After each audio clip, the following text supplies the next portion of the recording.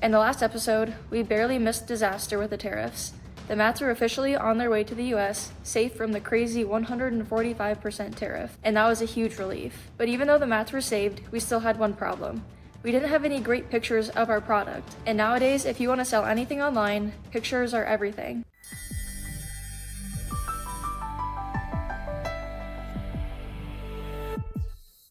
Here's the situation. We live in Iowa, and it's March. There's snow on the ground, cold temperatures, and gray skies. Not exactly the vibe we were going for with a product that we wanted to scream summer fun. We needed the kind of pictures that would make people stop scrolling and think, hey, we need that for the lake. And the problem was our shipment from China hadn't come in yet. All we had was our original mat made 4 years earlier. And somehow, here's where our luck came in to save us again. We already had a family vacation planned to Gulf Shores, Alabama for spring break. Sunny and 75, blue skies and white sand with ocean waves. It was the perfect setup for our product photos. And then we came up with a crazy plan. Let's bring the mats with us. Now, if you've ever flown before, you know the baggage rules aren't really built for a giant foam mat. We looked into it and found out we could buy an extra luggage slot for an oversized baggage. Not ideal, but it was our only shot. Picture this. We're in the airport dragging around this giant foam mat, kind of looking like an oversized burrito. People stared, TSA stared, and the airline workers definitely stared.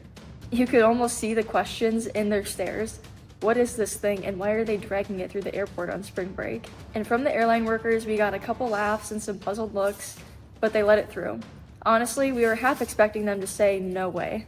And finally, we made it to Gulf Shores, and this was our chance. We rolled it out on the beach, the Gulf behind it, sunshine everywhere, and for the first time, it looked like a real product.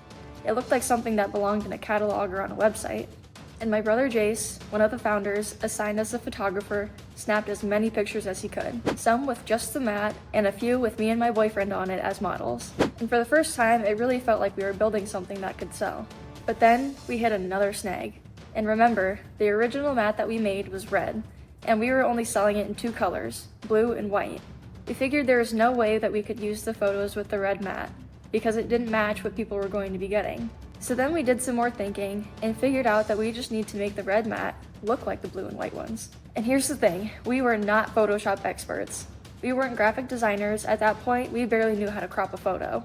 I went digging online and downloaded a Photoshop app on my phone. It was clunky, slow, way over my head. But after hours of trial and error, redoing it 100 times, we finally had edited pictures that looked halfway decent. They were not perfect. If you zoomed in too much, you could definitely tell something was off. But they were good enough to go on the website, and honestly, that's all we needed at the time. When I look back, it's kind of funny.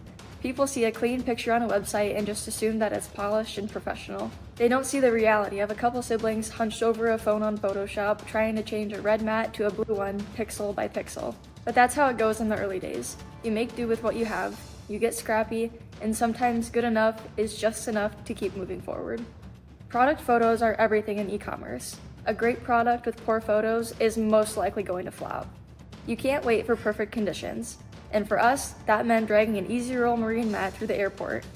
And don't be afraid to get scrappy. Sometimes DIY is the only option, and it can still work. So at this point, we had a patent pending product, a name, a website, and finally some decent pictures to put on it.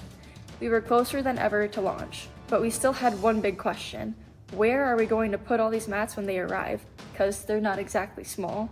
And that's what takes us into the next episode, episode 9, storage nightmares, sheds, and a van trailer.